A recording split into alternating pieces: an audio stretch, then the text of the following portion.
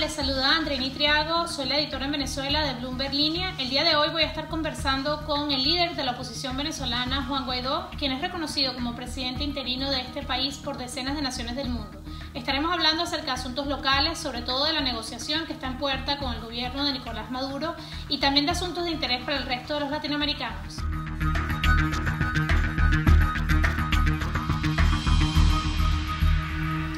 Estamos a horas de la toma de posesión de Pedro Castillo en Perú, donde hay temores de que convierta a este país en una nueva Venezuela. Se le ha comparado incluso con el fallecido expresidente venezolano Hugo Chávez. ¿Cómo lo ve usted? Lo primero, celebrar la institucionalidad de Perú. Estuvieron en reconteo, estuvieron en verificación de actas y hubo un respeto democrático de alguna manera, a pesar de la presión y el ejercicio democrático que ejerció cada uno de los candidatos. Y hoy, bueno, presidente electo Pedro Castillo. Eso es lo primero, celebrar y saludar la elección de Perú, que es lo que queremos los venezolanos, democráticamente, en nuestro futuro. Por segundo lugar, para que exista un Chávez debe haber debilidad de las instituciones, deben ir por los contrapesos, entre otras cosas. Por lo cual, eso va a depender de los peruanos, no únicamente de la intención de una persona. Y no estoy diciendo que esa sea la intención de Pedro Castillo, por cierto.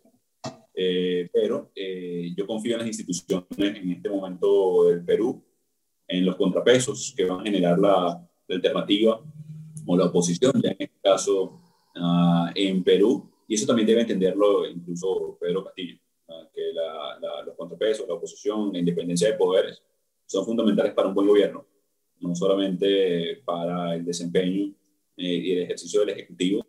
Por lo cual, de nuevo, yo confío en Perú, en las instituciones peruanas, en los ciudadanos, e incluso, bueno, inicio una gestión de Pedro Castillo electo como presidente, y creo que, bueno, que hay que esperar las acciones y, por supuesto, deseando tener buenas relaciones de cara a las instituciones democráticas. Esperemos que Pedro Castillo sea amigo de la democracia, sea amigo de las instituciones y, por ende, de la lucha democrática en Venezuela. Respaldaba días atrás las protestas en Cuba, sin embargo, había quienes decían que el gobierno interino, precisamente con este respaldo internacional que cuenta, podía hacer mucho más para ejercer presión sobre el régimen de la isla. ¿Qué están haciendo ustedes en este sentido? Hemos estado en conversaciones con el Movimiento San Isidro, con UNPACU, con la disidencia cubana. Creo que quedarnos en el ámbito declarativo y narrativo no es suficiente para enfrentar este tipo de dictaduras. Y lo hemos vivido en carne propia los venezolanos. Creo que tiene que ver con los mecanismos de enfrentar este tipo de regímenes por parte de la comunidad internacional, por parte de la sociedad civil. Así que no solamente debe ser un respaldo narrativo y declarativo. En el caso de Venezuela, sabemos la vulnerabilidad que atravesamos, que hay un régimen de facto en este momento, que también secuestra libertades individuales, que es interdependiente con el régimen cubano, por cierto. Y cuando digo interdependiente es, en ocasiones, casi de tutelaje por parte del régimen cubano. El régimen de Maduro envía crudo, principalmente, o derivados, en contraprestación en su momento eran médicos cubanos, algunos otros, digamos, servicios, entre comillas, que terminó siendo esclavismo moderno, en el caso de los médicos cubanos, o también inteligencia y contrainteligencia, a través de G2 cubanos, propaganda, posiciones de respaldo en las diferentes instancias multilaterales e internacionales, por lo cual todo nuestro respaldo y estamos articulando con las alternativas democráticas en los diferentes países, no solamente Cuba, también, por ejemplo, Nicaragua, Myanmar, Uganda y todos los países que están luchando hoy por democracia a nivel mundial. Se debe combinar la presión internacional, la movilización interna y poner las cosas en perspectiva, ¿no? Y es algo que nos hemos atravesado los venezolanos. No podemos derivar esto en que la sociedad cubana tiene que ponerse de acuerdo o solamente dialogar y negociar con Díaz-Canel. Sería algo en contrasentido, ¿no? O sea, son 62 años de opresión, los no permisos de organización o articulación, o lo que pasa en Nicaragua, que están hoy presos todos los precandidatos presidenciales o en el exilio, a espejo de lo que sucedió en Venezuela de cara al 2017 y 2018. Entonces yo creo que esto es un tema para la región, un tema para reflexionar y cuestionarnos de manera positiva los mecanismos que hay para enfrentar este tipo de regímenes y violación de derechos humanos la funcionalidad y uso de la Carta Interamericana de los Derechos Humanos, la posibilidad de ejecución, incluso hablar de la eficiencia y cómo mejorar los mecanismos de sanciones para ser responsables de este tipo de regímenes de persecución y violación de derechos humanos. Pero es parte, sin duda, también de la historia venezolana.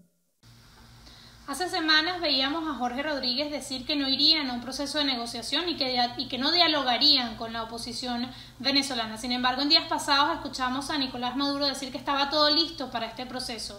Le pregunto, ¿es esto algo inminente ya? ¿Están ya claros los términos de este proceso? ¿El sector que usted encabeza de la oposición participará en esta negociación?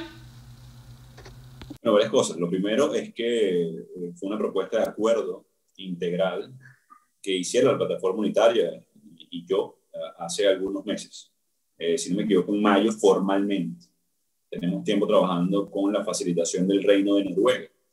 Y esto es interesante, el esfuerzo reciente de la dictadura para tratar de apropiarse del lenguaje o de la narrativa. Entonces, inician allanando el camino, poniendo una vara alta de las supuestas condiciones. Luego hablan de las oposiciones. Luego dicen que están listos para empezar. Todo es narrativa. Todo sencillamente es parte de la propaganda de una dictadura. Aquí la realidad es la siguiente: hay una alternativa democrática. No hay eso de las oposiciones. Hay una alternativa democrática en Venezuela.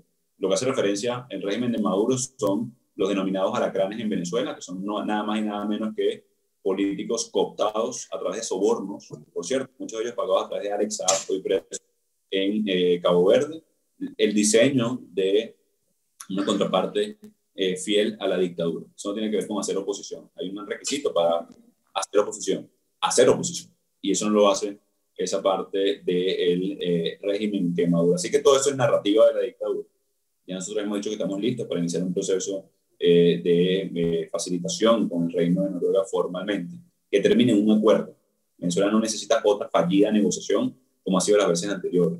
En este momento, contar con la comunidad internacional en pleno, y veíamos incluso la licencia que otorgó hace 2 semanas los Estados Unidos para el gas en Venezuela como medida no solamente de respaldo al proceso de acuerdo integral liderado por nosotros en Venezuela, que necesita el compás de todos los factores internacionales, incluso en este momento como lo ha manifestado el mismo régimen para lograr el acuerdo. Entonces, esto es parte de la, digamos, de la narrativa de la dictadura, de la propaganda por nuestra parte, listos para iniciar este proceso, conscientes además que no es la parte de la oposición que yo lidero, sino es la alternativa democrática, la cual apoya a los Estados Unidos, la Unión Europea, y es lo que le interesa a la dictadura. Creo que no hay que tener duda que esto no es un tema de buena fe del régimen, es un tema que también sabe que es inviable el país en este momento, sabe que perder el control incluso territorial, la integridad territorial de Venezuela está en riesgo en este momento, no solamente por lo que pasaba en la Cota 905 y La Vega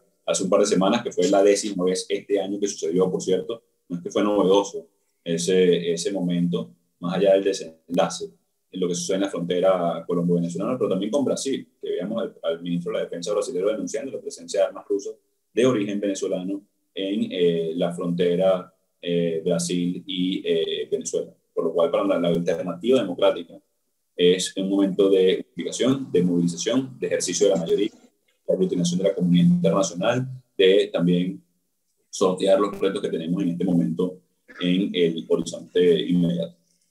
Todos en la oposición insisten en la importancia de la unidad, sin embargo, desde afuera al menos parece que están bastante divididos y fracturados, sobre todo en cuanto a estrategia. ¿Por qué sucede esto? En Venezuela había unidad casi perfecta en los últimos 10 años, desde el inicio de la Mesa de Unidad Democrática, las primarias en el 2012, la elección de candidatos únicos, incluso no solamente 2012, 13 y 15 de cara al Parlamento Nacional, el acuerdo de gobernabilidad parlamentaria, la fundación del Frente Amplio, digamos, el avance de cara a la plataforma unitaria. Eso es importantísimo decirlo, porque diferencias entre dirigentes, bueno, va a existir. Aquí la gran diferencia es que algunos aprovechan esto para magnificar las diferencias cuando el 95% tenemos absoluta unidad y articulación. Por ejemplo, el Acuerdo de Salvación Nacional. Hay absoluto consenso de cara a la necesidad de un acuerdo que solucione el conflicto, la necesidad de generar espacios de unidad, toma de decisiones, poner al servicio del ciudadano, incorporar a los sectores de la sociedad civil. Entonces, la discusión viva, digamos, de cómo salir de una dictadura, eso no quiere decir que no estemos en unidad, no quiere decir que no tengamos algunas, y la mayoría, por cierto, de puntos de encuentro. Por supuesto, de cara al mecanismo, y de cara incluso a los intereses, por cierto, de algunos de los dirigentes, bueno, va a haber cosas que articular y siempre generar consensos. Pero creo que es muy injusto para la sociedad venezolana decir que no hay unidad en Venezuela, o peor aún, echarle la culpa o responsabilizar a la unidad de que no hemos salido de la dictadura. Eso es como hoy decirle a los cubanos o a los nicaragüenses que no han salido de Ortega o que continúa Díaz-Canel porque no hay unidad de los factores en la alternativa democrática. No, es porque hay una dictadura. Obviamente tenemos responsabilidad, obviamente se han cometido algunos errores, pero eso no es la responsabilidad por la cual continúa un régimen dictatorial. Sabemos que la unidad es un requisito para enfrentar a regímenes como este y por eso siempre estamos constantemente hablando de ella, generando espacios de construcción y lo vamos a seguir haciendo. Así que esta plataforma unitaria, la Mesa de la Unidad, y los últimos por lo menos 10 años, para no ir más atrás, pero por lo menos los últimos 10 años en Venezuela había unidad casi perfecta, por lo cual hemos logrado equiparar la vulnerabilidad de la sociedad venezolana versus las armas que secuestra la República versus la persecución, la tortura, el secuestro de dirigentes como Fede Guevara, Roland Carreño o Giovanni Salazar y los 300 presos políticos en Venezuela, la persecución al interno de la Fuerza Armada, como asesinaron al capitán de corbeta Acosta Arévalo, el asesinato de Fernando Albán, la censura en los medios de comunicación. Entonces imaginemos un segundo, Andreina, que le pedimos unidad para salir del régimen de Ortega o para enfrentarlo a los nicaragüenses. ¿Qué significaría eso? Amarrar las celdas una al lado de la otra, pues están todos presos en este momento. Eso es lo que nos piden a la sociedad venezolana, cuando hay exilados, presos políticos, persecución, partidos ilegalizados. A pesar de todo eso, hoy podemos decir que en Venezuela tenemos una unidad que ha resistido, una unidad que hoy no solamente enfrenta la persecución y la represión, pero también el aparato de corrupción de la dictadura, ¿no? Porque ciertamente debemos separar a los alacranes, digamos, términos utilizados en Venezuela para denotar a políticos sobornados o cooptados por la dictadura, incluso sancionados, por cierto, por la Unión Europea y por los Estados Unidos por esa razón. Pero no podemos, digamos, separar del contexto toda la resistencia democrática de Venezuela para procurar mecanismos de articulación en un ambiente muy hostil comparado, insisto, con países como Nicaragua, Bielorrusia o Cuba. Siendo realistas, ¿qué posibilidades ve de que este proceso realmente conduzca a un acuerdo firme, además, como usted ha dicho, y de que ninguna de las partes se retire antes de lograr esto? Va a depender de la articulación que tengamos con la comunidad internacional, va a depender de la claridad con la que presentemos las propuestas, va a depender de la presión que podamos generar a lo interno, va a depender de la capacidad de mejor articulación de la alternativa democrática del interno de Venezuela. Entonces son varias las variables que pudieran terminar en un acuerdo integral, una solución del país. Todos sabemos que elementos parciales no son solución. Todos sabemos que una elección aislada no es solución, sobre todo si no tiene ni garantías ni condiciones. Entonces, eso también está muy claro de cara a la alternativa democrática en Venezuela. Asignarle, digamos, un peso porcentual o una probabilidad de éxito en este momento a la negociación no solamente sería arriesgado, pero también debemos nosotros enfocarlo en positivo. ¿Qué significa en positivo? Hacer lo que nos corresponde hacer. Hemos colocado una propuesta en la mesa, hemos buscado los respaldos internacionales, le hemos dado viabilidad incluso al interno de la política venezolana, sin medios de comunicación ni cómo transmitirlos, pero hemos logrado sembrar la necesidad de un acuerdo para salvar a Venezuela. También tenemos que estar preparados para que el régimen haga lo que ha hecho las veces anteriores. ¿Qué quiere decir esto? Tenemos que estar preparados para que quieran eludir la firma de un acuerdo. Lo hicieron en Dominicana, lo hicieron también en Oslo o Barbados en el 2019. Y para eso también nos estamos preparando. Y creo que incluso prepararnos para que el régimen quiera eludirlo también fortalece la posibilidad de un acuerdo.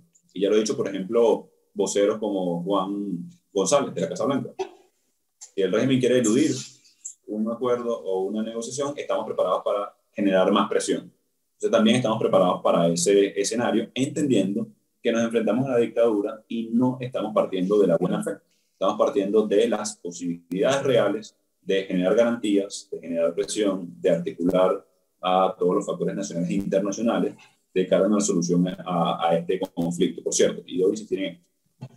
La gran labor del régimen, y tú hacías una pregunta al principio que refleja esto, Andreina, es hacerse ver fuerte. La labor del régimen es tratar de dividir la interlocución, ¿no? Porque de cara a un proceso de negociación hay elementos centrales, es decir, la interlocución. Entonces, ¿cuál es el objetivo de la dictadura? Bueno, dividirla, hablar de oposiciones. Es una propaganda de la dictadura, que hay una alternativa democrática. Lo segundo, los mínimos y los máximos, la petición, la causa por la cual estamos nosotros luchando. Elecciones libres y justas, que viene acompañada de garantías para todos los sectores. Las garantías y la alternativa de no lograr el acuerdo, las garantías y lo han expresado nuestros aliados, el levantamiento progresivo de sanciones de cara al cumplimiento de un acuerdo, dicho de manera muy clara y acompañado por la comunidad internacional. Entonces, estas son las variables, digamos, de poder lograr un acuerdo. Y también estar preparados de que si lo quiere eludir la dictadura. Nicolás Maduro ha revelado explícitamente que su objetivo es conseguir un levantamiento de las sanciones. ¿Hasta qué punto cree que va a ceder para conseguir esto? No puedo hablar por la dictadura. Además, de nuevo, creo que ellos no quieren ceder nada. Evidentemente, el objetivo de la dictadura es mantenerse y sostenerse en el poder indeterminadamente. La gran variable, de nuevo, es la nuestra. ¿Qué tanto podemos seguir presionando? ¿Qué tanto podemos mantener y fijar nuestra exigencia? Hay que evadir o nosotros evitar, mejor dicho, negociaciones parciales que disminuyan la posibilidad de un acuerdo integral. Y ahí está el reto. Yo creo que, y esto debo ser muy honesto, yo creo que la dictadura tiene pocas alternativas. Es decir, hoy la dictadura no gobierna. No decide cuándo coloca gasolina, no decide cuándo coloca agua, no decide dónde y cuándo hay energía eléctrica, no decide sobre los sueldos y salarios de los venezolanos porque destruyeron el poder adquisitivo y la moneda. Es decir, ni siquiera decidieron la moneda oficial de Venezuela, que es el bolívar, hoy es el dólar. Eso tampoco lo decidió ni siquiera Nicolás Maduro, fue un hecho, fue una posición de facto de cara a la economía venezolana, ojo, con el objetivo de que ellos se mantuvieran en el poder y satisfacer a sus élites económicas de alguna manera. Todo tiene además un trasfondo en la permisividad que tuvo el régimen de alguna manera en estos elementos básicos de economía o macroeconomía.